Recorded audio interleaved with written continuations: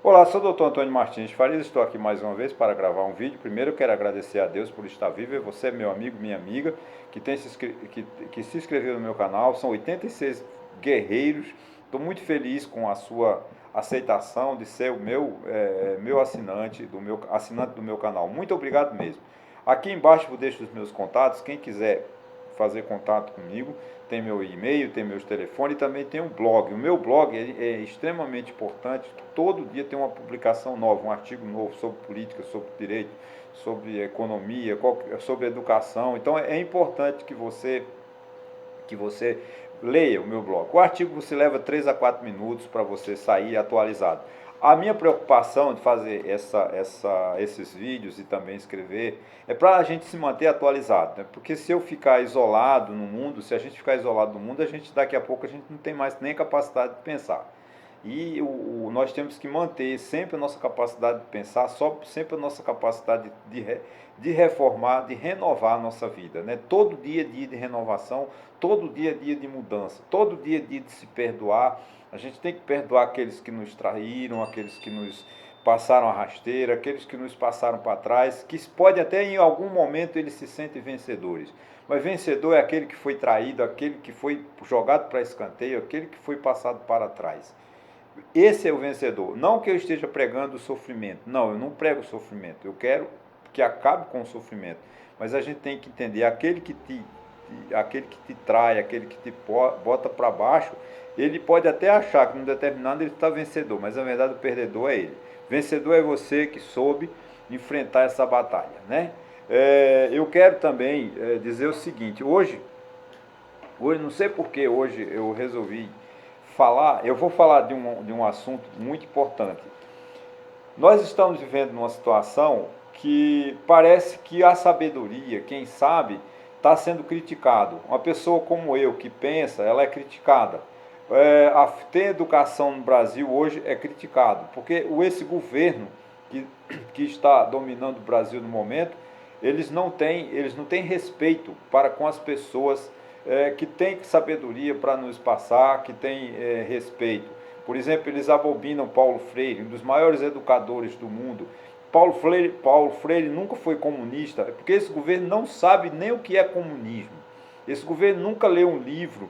O pessoal que segue esse governo nunca leu um livro sobre o que é comunismo, sobre o que é fascismo. Eles são os aloprados que estão lá no Palácio do Planalto por circunstâncias, por falta de compreensão nossa, que a gente podia, não, em 2018, tinha tantos bons candidatos, nós elegemos essa turma para dominar o Brasil durante 4 anos. Mas deixa o governo de lado. Mas isso tudo é reflexo da falta de pensamento, da falta de planejamento. Você vê, hoje eu estou triste, né? Eu cheguei aqui, quando eu fazendo esse vídeo, antes do almoço, estava no centro de Santa Cruz, quando li os jornais, soube da morte de um dos grandes cineastas que marcou a minha época, que eu fui para o Rio em 1976, era o auge dele, onde ele fazia grandes filmes, estrelando atrizes como Fernanda Torres, como tantas e tantas atores e atrizes que Arnaldo Jabor trabalharam com ele, né, fazendo a obra ele interpretou muito bem a obra de, de Nelson Rodrigues e assim sucessivamente. E hoje, infelizmente, eu soube que ele faleceu. É uma pena porque é um intelectual de direita, a gente pode até criticá-lo, porque ele era de direita, foi um dos maiores críticos, se eu não me engano, ao Partido dos Trabalhadores. Mas ele quando se desencantou com o cinema, ele foi para o jornalismo, escreveu belíssimos artigos, crônicas em revistas, jornais, Folha de São Paulo, Estado de São Paulo, né?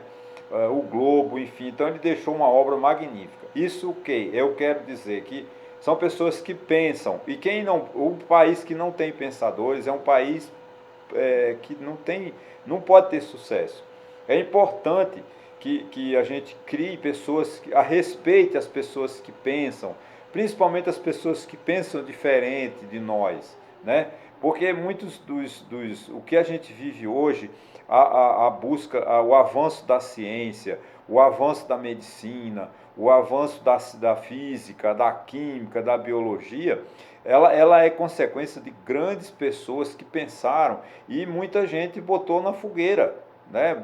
Foram queimados. Pessoas que pensavam diferentes lá em muito tempo atrás, mas pensava contra a Igreja Católica, por exemplo, ela ia queimava no fogo. O judeu queimou, excomungou um dos maiores filósofos judeu que eu gosto, que é o Spinoza. O Spinoza escreveu o artigo, não agradou ao poder daquela época e ele foi excomungado, foi expulso da sinagoga e teve que dizer assim, viver recluso numa determinada região e ninguém podia se aproximar dele, ninguém podia. Então o que a gente sabe de Spinoza é muito pouco e um dos grandes filósofos foi mais ou menos 1632. Eu não estou muito preciso em data, mas ele é uma pessoa e hoje a gente sabe da importância de Spinoza, da importância de Galileu, porque foram pessoas que se colocaram contra de um pensamento do momento, mas que eles estavam baseados na ciência, baseado na matemática, baseado na física, e construíram teses, construíram teorias que até hoje estão em voga. É claro que nem tudo a gente aproveita, porque tem coisas que ficam ultrapassadas mesmo, tem coisas que são, por exemplo, a física, né, de Newton, de Isaac Newton, está até hoje aí, nos mostrando essa coisa aqui, por exemplo, esse vídeo que eu estou fazendo, tem toda uma base de Pascal, toda uma base de Newton, toda uma base matemática que a gente tem que respeitar. Então, o país que não pensa, o país que não aceita que as pessoas pensem, que tenham intelectuais que possam forjar novas ideias, forjar novos projetos, esse país não tem jeito de ser um país desenvolvido. Então, por exemplo, o Brasil ele geralmente abobina pessoas sábias, né? Por exemplo, o governo Jair Bolsonaro resolveu, desculpa a expressão esdrúxula, entre aspas, né? Pegar no pé, fecho aspas, de Paulo Freire, um dos maiores educadores que nós já tivemos nesse mundo. Paulo Freire nunca foi comunista. É porque esse governo Bolsonaro ele não sabe nem o que é comunismo. Graças a Deus que eles têm preguiça de ler. A equipe que governa esse país agora é um povo preguiçoso intelectualmente, eles não sabem pensar. Se a turma de Bolsonaro soubesse pensar, seria um desastre maior do que já é. Né? Então, por exemplo, eu sei que eles agora há um atrito com um dos maiores vendedores de livros do mundo, um dos maiores escritores que nós temos é Paulo Coelho. Esse governo resolveu abominar, chamar de maconheiro, uma baita falta de educação, né? Enfim, o Brasil é o país que não respeita quem pensa. Isso acarreta em quê?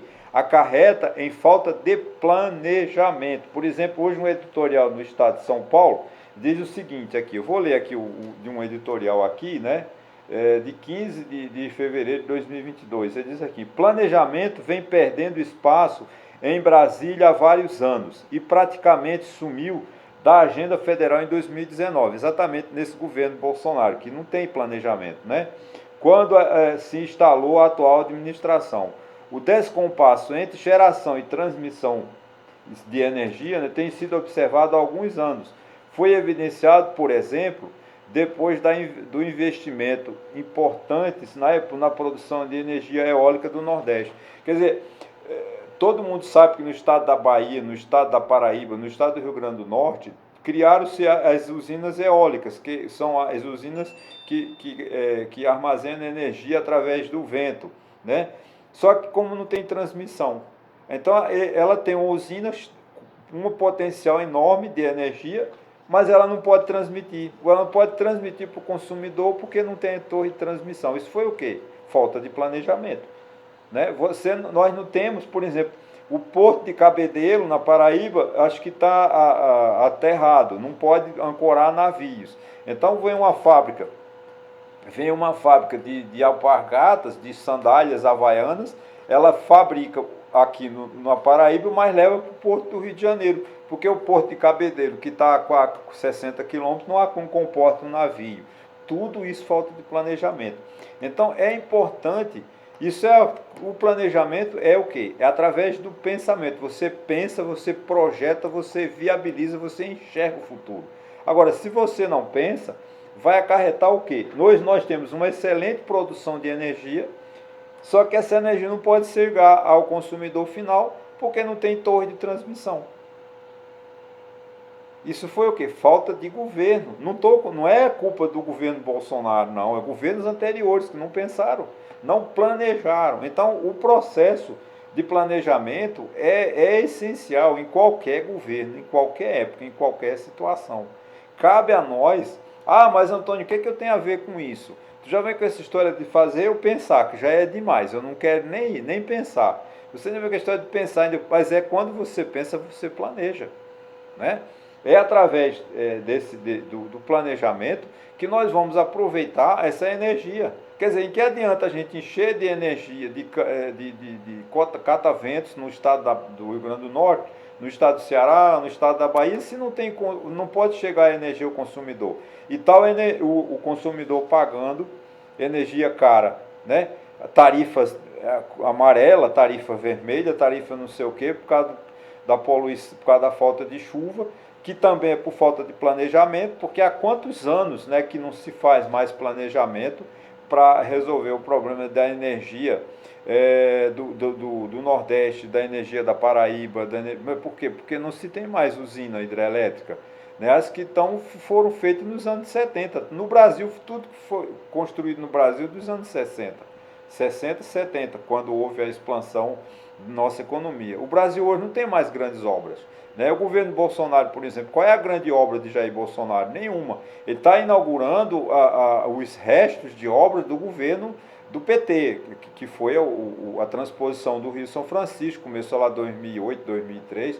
O governo do PT, eu não estou elogiando o governo do PT não, eu também sou um crítico, mas o governo de Jair Bolsonaro não tem uma obra gigante. Cadê as grandes obras do governo de Jair Bolsonaro? Não existe. A quantidade de obras paradas nesse país é muito grande. E é um desastre uma obra parada. Né? Tudo isso é através de quê? De falta de planejamento. Então, o planejamento é fundamental para a gente pensar o país, para a gente enxergar as lacunas e sair preenchendo, resolvendo os gargalos, os pequenos gargalos que a economia exige, né? O desenvolvimento exige. Por exemplo, hoje não tem como o estado de Pernambuco pensar num grande governo se ele não se dedicar exclusivamente à questão da rodoviária. Porque o sistema rodoviário de Pernambuco, as rodovias de Pernambuco, todas acabaram. Não tem uma rodovia no estado de Pernambuco que você possa dizer, poxa, essa rodovia está em boa qualidade. Todas as estradas de Pernambuco estão entregues à mosca, é buraco, buraco, buraco. Então, se Pernambuco quiser se desenvolver, entrar no processo de desenvolvimento, o que ele tem que buscar? Primeiramente, a prioridade do próximo governo de Pernambuco é cuidar da rodovia. E é engraçado porque os candidatos, né, eles não têm projetos. Eles se candidatam, eles são candidatos, eles viajam. Tem uma candidata que ela vive de cidade em cidade. Pernambuco, até eu esqueci o slogan da campanha dela, mas ela não fala em projeto, não fala em nada, é só querendo Pernambuco, acho que é Pernambuco mais, o Pernambuco melhor, o Pernambuco para frente, mas não tem projeto. Nenhum governo tem projeto. Então, os candidatos à presidência da República, qual candidato à presidência da República que tem um projeto até agora? Não, eles estão falando nas federações partidárias e nos acordos, né? O PT negociando com o PSB, o PSB negociando com o PSOL negociando com o PSDB, o MDB em cima do muro, o Kassab está numa posição privilegiada, porque ele tem um grande partido, né? Ele pode fazer, se eles fechar um acordo com Lula pode ganhar no primeiro turno. Então, quem está com a chave, né, a senha da campanha política é o ex-prefeito de São Paulo, Kassab. Mas só que ele não tem um partido grande, mas não tem um candidato à presidência da República por enquanto. Então, teoricamente, ele vai fechar com Lula. Mas cadê o projeto desse país? Cadê o planejamento desse país? Ninguém fala. Então, gente, esse vídeo ele é meio... Ele está assim, em algum momento desfocado, porque eu comecei falando da necessidade de pensar, né, necessidade de respeitar os intelectuais, porque sem intelectualidade faz conexão sim, se fecha. Porque sem intelectualidade a gente não pensa, e sem pensamento não tem planejamento, sem planejamento o país não vai se desenvolver. Você vê uma cidade como o Rio de Janeiro, uma cidade como o Rio de Janeiro exige planejamento para resolver os problemas da violência, exige governo de projetos de longo prazo. Chega de ficar um governo, porque no Brasil o governo não segue a obra do outro. Está a hora do governo, do governante, seja ele de direita ou de esquerda, ter projetos que passem de um governo para o outro, para que esses resultados sejam concretos. Mas você vê, o governo Bolsonaro desmanchou o que Temer fez, Temer desmanchou o que Dilma fez, Dilma desmanchou o que Lula fez, Lula desmanchou o que Fernando Henrique fez, Fernando Henrique desmanchou o que Sarney fez, Sarney desmanchou o que Collor fez, Collor desmanchou entendeu? E assim sucessivamente. Desculpa, Sarney não, Collor desmanchou, né? Itamar Franco e Fernando Henrique desmancharam o que Collor fez. Collor desmanchou o que Sarney fez e assim sucessivamente.